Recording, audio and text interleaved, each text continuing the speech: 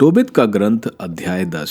Tobias के लिए माता पिता की चिंता। जब से टोबियास चला गया, उसका पिता टोबित उसके लौटने के दिन गिन रहा था। जब दिन पूरे हुए और पुत्र नहीं लौटा, तो उसने कहा, क्या उसे वहां रोका गया है? क्या गबैल की मृत्यु हो गई है और कोई उसे रुपया नहीं देता? और वह दुखी हो गया। उसकी पत्नी अन्ना ने कहा, मेरा बेटा मर गया है, वह जीवितों में नहीं रहा। क्या वह क्यों देर कर रहा है? वह रोने और यह कहते हुए विलाप करने लगी, बेटा धिक्कार मुझे, क्योंकि मैंने तुमको अपनी आंखों की ज्योति को जाने दिया। टोबित उससे कहता था, बहन चुप रहो, चिंता मत करो, हमारा बेटा सकुशल है।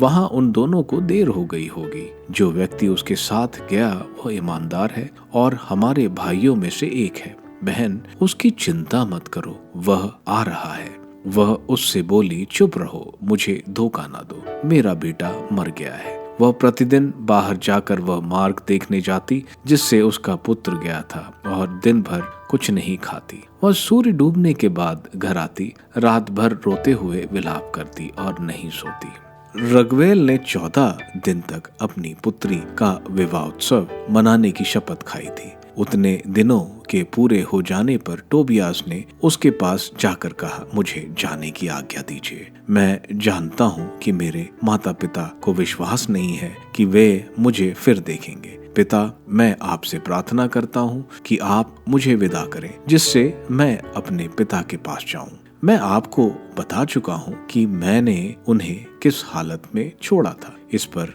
रगवेल ने टोबियास से कहा, बेटा ठहरो, मेरे पास रहो, मैं तुम्हारे पिता टोबित के पास दूत भेजूंगा जो उन्हें तुम्हारे विषय में सुसमाचार देंगे। उसने उत्तर दिया, नहीं, मैं आपसे प्रार्थना करता हूँ कि आप मुझे यहाँ से विदा कर पिता के पास जाने दें। रगवेल ने उठकर टोबियास को उसकी पत्नी और आधी संपत्ति के अतिरिक्त दास दासियां, भेड़ें और बैल, गधे और ऊंट, कपड़े, रुपया और पात्र दिए। उसने उन्हें विदा कर जाने दिया और टोबियास से यह कहा, बेटा स्वस्थ रहो, सकुशल रहो, स्वर्ग का ईश्वर तुम्हारा पथ प्रदर्शन करे। आशा है मुझे मरने से पहले तुम दोनों के पुत्र देखने का सौभाग्य प्राप्त होगा। उसने अपनी पुत्री सारा का चुंबन किया और उससे कहा, बेटी अपने सास ससुर का आदर करना, क्योंकि वे अब से उसी तरह तुम्हारे माता पिता हैं जैसे हम हैं, जिन्होंने तुमको उत्पन्न किया है। बेटी शांति में जाओ, मैं तुम्हारे विषय में जीवन भर अच्छी बातें सुनता रहूं।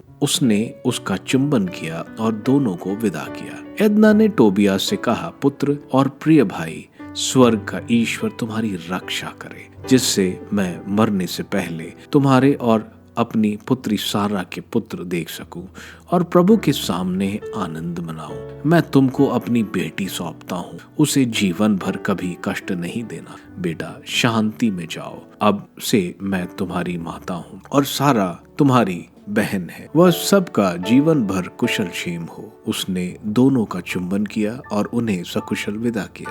तब टोबियास ने आनंदित होकर प्रस्थान किया और स्वर्ग तथा पृथ्वी के सर्वेश्वर प्रभु का धन्यवाद किया, जिसने उसका पथ प्रदर्शन किया। उसने रगवेल के दाना के प्रति यह कहते हुए शुभकामना प्रकट की, मुझे यह सौभाग्य प्राप्त हो कि जब तक आप जीते रहें, मैं आपका आदर माता पिता की तरह करता रहूं।